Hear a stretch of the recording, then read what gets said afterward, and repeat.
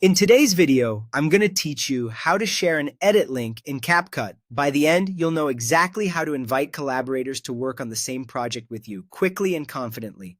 First, make sure you're using CapCut on your computer. Open CapCut Desktop and let it load to the main workspace. This version gives you the sharing controls designed for collaboration, which is what we need for an editable link. Next, open the project you want to share. You can select it from your recent projects or browse to find it. Give it a few seconds to fully load the timeline and assets. It's a good idea to confirm that everything you want to share is saved and up to date, so your collaborators see the latest version when they join. Now look toward the top right area of the CapCut window and click Share.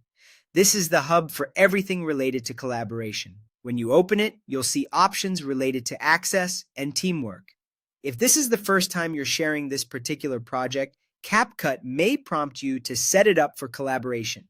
Enable the collaboration or team project option.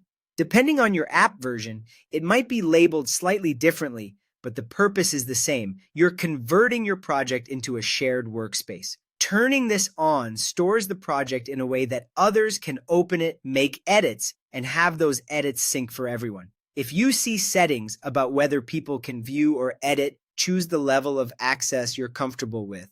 Remember, enabling collaboration is what unlocks an editable share link.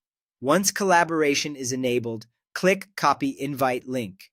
CapCut places the link on your clipboard instantly. From here, you can paste it into a message, a team chat, or any secure place where your collaborators will see it. Keep in mind that recipients typically need CapCut to open and edit the project, and their access will follow the permissions you set. For best results, share the link only with people you trust to make changes. That's all it takes.